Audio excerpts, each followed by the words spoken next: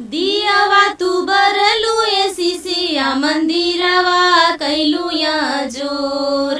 दियवा तू बरलू ए सिसिया मंदिरवा कैलू या जोर।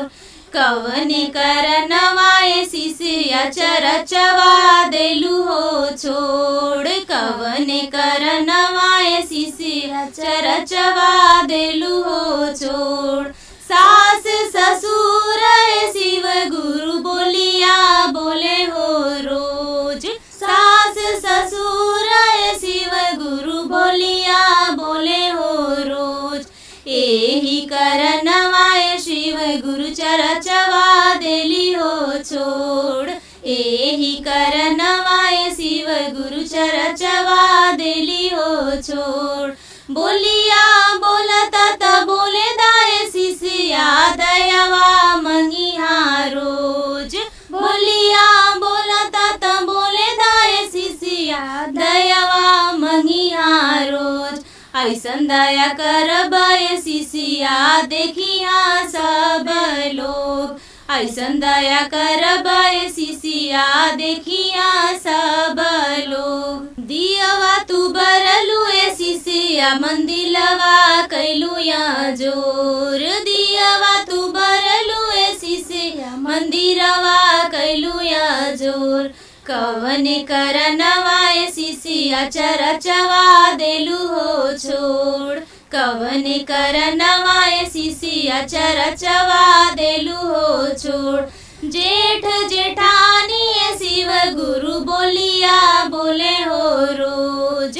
जेठ जेठानी ए शिव गुरु बोलिया बोले हो रोज। एही करनवा ए शिव गुरु चरचवा देली हो छोड़। एही करनवा ए शिव गुरु चरचवा देली हो छोड़। बोलिया बोलता त बोले दाए सिसिया चरचवा करिहा रोज। बोलिया बोलता त बोले दाए सिसिया चरचवा करिहा रोज। ऐसन दया करबे सिसिया देखिया सब लोग। ऐसन दया करबे सिसिया देखिया सब लोग। दियवा तू बरलू ए सिसिया मंदिरवा कैलू या जोर। दियवा तू बरलू ए सिसिया मंदिरवा कैलू या जोर। कवने करनवा ए सिसिया चरचवा देलू हो छोड़। कवने करनवा ए सिसिया चरचवा देलू हो छोड़।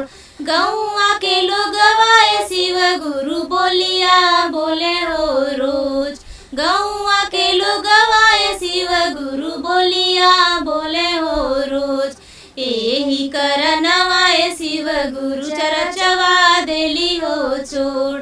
एही करनवा ए शिव गुरु चरचवा देली हो छोड़।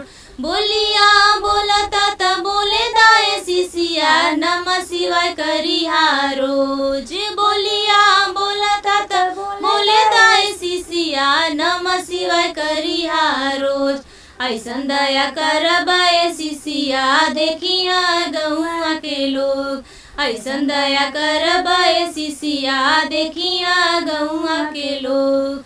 दियवा तू बरलू ए सिसिया मंदिरवा कैलू या जोर। दियवा तू बरलू ए सिसिया मंदिरवा कैलू या जोर। कवने करनवा ए सिसिया चरचवा देलू हो छोड़। कवने करनवा ए सिसिया चरचवा देलू हो छोड़। एही करनवा ए शिव गुरु चरचवा देली हो छोड़।